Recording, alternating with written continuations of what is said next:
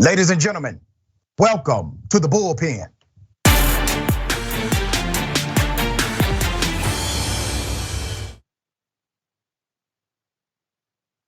We have a special Bullpen today. We covered an anti-Karen not too long ago on the program. This individual stood up for customers, stood up for employees, and stopped a criminal Karen from assaulting others. She was fired from that establishment for doing so. Let me remind you of the video, and then we're going to bring her on the show. Here's the video. Karen in Burger King. She doesn't go on the floor. Give me the okay, call the police to get me out of here. Give me the 800 number so I can tell them you don't have enough thing here. Because we were sitting here. There's a Karen. Man, please get out of my life. Get out of my life, please. Okay. And you still waited in order for Burger King, so have a good day. Yeah, okay. You get out of my phone. Come out over here. Come out over here. Push me out. Get out of my store. Get out of my store. Get out of my store. Get out of my store. Yeah, and what they say is they're saying you're being a Karen and I'm being compassionate. You're not being compassionate because get out of my store. Get out of my store. Get out of my store. You have to get out of my store. Get out. Throw it at me and I'm gonna throw it right back. Get out of my store. And please go around. I stopped because she tried to hit my mom, and I had to collect her. Y'all want part 2? Here's part 2. It won't let me post the full thing, so I'll be posting part 3. Now she'll make what she got Papa told.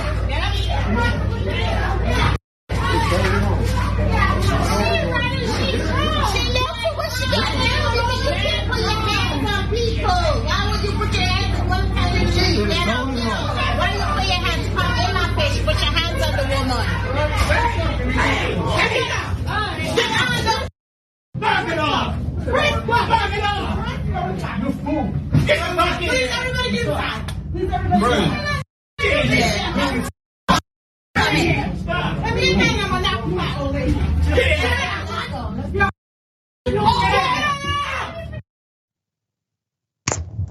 That particular Karen even attempted to hit somebody with a vehicle afterwards. I have Miss Shanita Foster on the program. She was the manager of that Burger King when all this went down. Madam, welcome to Disputable. Thank you for being on the program. How are you? Thank you. You reached out to me after we covered this, and you said, Doc, I was fired. I was let go from Burger King because of this incident. Ms. Foster, you are a mother. You are a mother of a beautiful young girl named Tamia. She's almost 6 years of age. Yep. This rocked your world in a very negative way. If you would describe what happened on that day. It's something that I've never thought that I would ever deal with ever. I've been in customer service since I was like maybe 19. And I never ever experienced anything like that. The fact that she actually physically hit me was like over breakfast was just beyond that. I never even thought that the videos would ever get out or I would ever go viral.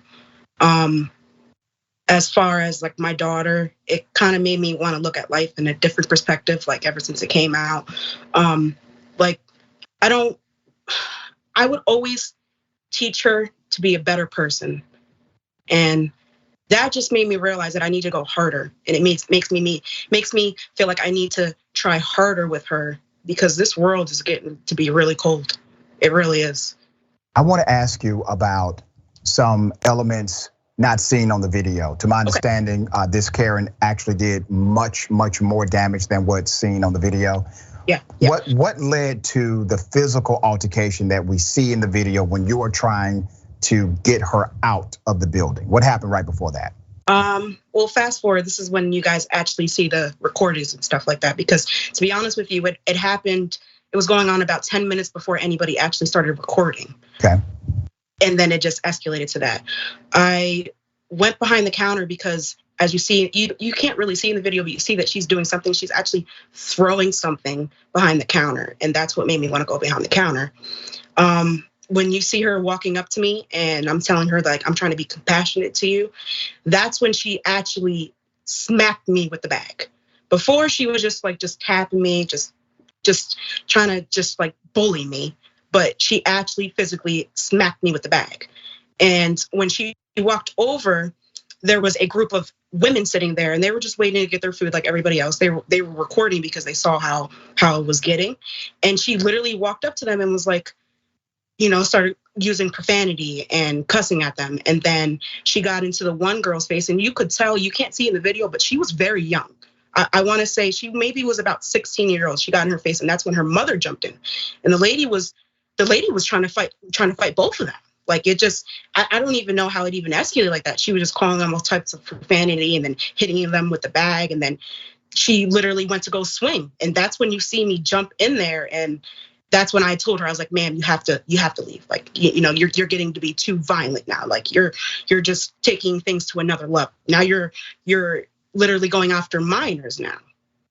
This all started because she wanted you all to serve, was it breakfast? Yeah, and I offered to serve her breakfast. What happens is that the resort or the place that I worked at, we are around a bunch of resorts. So between 10:30 and 11 o'clock, we usually get really swamped for breakfast, even though breakfast ends at 10:30. We can still serve breakfast, and I choose to do it. I know a lot of Burger Kings do, and so we run out of food. Well, within 15 minutes, I ran out of everything that we had. I offered to make the food for her, but I told her it would be about a 15-20 minute wait. And in the meantime, one of my managers actually gave her something. That's why she had the bag to begin with, as an inconvenience. And even that wasn't enough for her. How long did you work for Burger King before they let you go? I would say about a year and 4 months. Okay. But I did a lot of progress from working in a year and 4 months. You were appointed manager, obviously, because you were responsible and they saw that you had management ability and you were given that post. Yes, I was. Why were you fired? What reason did they give you after somebody gets physical with you? You engage in self-defense, you protect other customers. Why did they decide to let you go? Well, to be honest with you, Dr. Ritchie, the morning, what happened was that incident happened on a Saturday. Okay. So I was off Sunday and Monday. So I came on Tuesday. Tuesday was actually what we would call our inventory day. I actually got there, I want to say about 7:30, and I actually just left the job at 2:30 in the morning because it was my job to count everything in the store at night so we can do our monthly paperwork. So I came in there and I saw my head manager, walked into the office. I saw like the higher representative that was sitting there. I said hello. And about 5 minutes later, he walked over to me and he just gave me 2 sentences. He said that he said so-and-so in human resources reviewed the footage and don't believe that you handled the situation properly, therefore you're terminated. That was it. We never sat down. There was never any discussion. It was just literally 2 sentences. And for the amount of work that I did for them, I felt like I deserved more than that. And you definitely did deserve more than that. And as I said, in my opinion, you were appropriate. You engaged in self-defense and you also protected other customers. Once it escalated and it was outside, who is the white male that we see with her? Was that another patron, somebody with her? Who was that person? Well, what happened is that when we were in the hallway, what you guys see on the video, she started punching me and I warned her and then I actually grabbed her hair. And then that's what you see me dragging her outside. When she was on the ground, I was actually trying to help her up. I never had no intentions of hurting this woman at all. I just wanted her to leave. I didn't want her to cause any problems. What happened is that her husband got out the car and I guess he saw what was going on. And he walked up to me like he wanted to fight. Like I was a grown man, hands up, screaming. And one of my male employees, well, there was more than that, but one of my older male employees was outside of the incident and he got into the fighting stance too. It was like, you're not gonna hit her. You're not gonna put your hands on her. You're not gonna touch her. Like your wife is out of line, not her. And you hear me yelling at him because I didn't want him to get in trouble. I didn't want it to escalate. Yeah, so here's how I see it, sister. You have 2 old white thugs who decided to commit multiple acts of criminality against you and patrons of the establishment. You stood up as a manager. You are the person in charge. Buck stops with you. You took control and leadership of the situation. You got rid of the threat and you were punished for getting rid of the threat. You are a single mother. Your daughter is almost 6 years of age. Talk to us. Tell us about your daughter. Well, her name is Tamia. She'll be 6 in October. She actually starts kindergarten in a week, and she's literally like the light of my life. If I didn't have her, I don't really know where I would be as far as like career-wise or anything like that. She's given me a lot of drive, and she makes me want to be a better person. And any person that's ever been around her loves her. She's like the light in the room. She comes around. She makes you laugh. She plays with you. She's reminds me a lot of myself when I was younger, and it just brings me back. Have you considered or been in discussion with an attorney about a wrongful termination suit? To be honest with you, no. But I really been thinking about it. I just didn't know where to go about or who to speak to or anything like that. I've never been in a situation like this ever, so I really didn't know where to even look for. But I was going to ask you that, if you believe that there could be some wrongful termination in a case like this. I got some people I'm going to recommend you talk to. Okay. Tell us how this has turned your life upside down. Well, I've always been a very private person, and I'm all over social media. I've had people text me like that. I don't even have their numbers saved. Like, what's going on? Like what happened? Literally the morning after I went to the gas station, and I went to go to Dunkin' Donuts or whatever, and they just showed me their phone, and I was just like, oh my gosh. So now, like, and I'm not saying that I'm famous or anything like that, but I live in a small town. So if one person sees it, they all see it. It's not just, oh, you could just bypass it or anything like that. The fact that they fired you abruptly, what did this do financially for you and your daughter? It set us back. I have goals. I'm a single mom, so I want to buy a house. I want to live a better life for her. I want to be able to provide for her.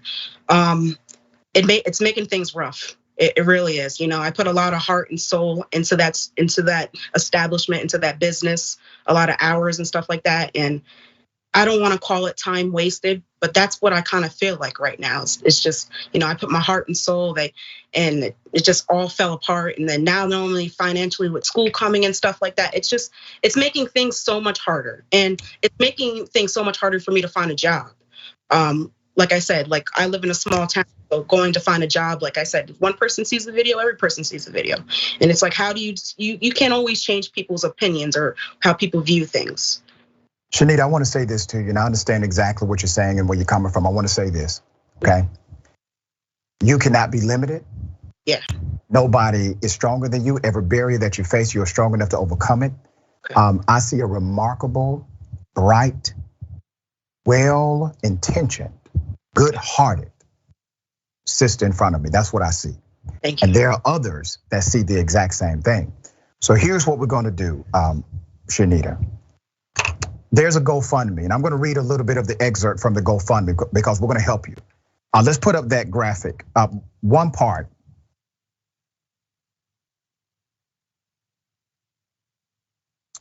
I'm going to get too emotional reading it, so I'm not going to read it.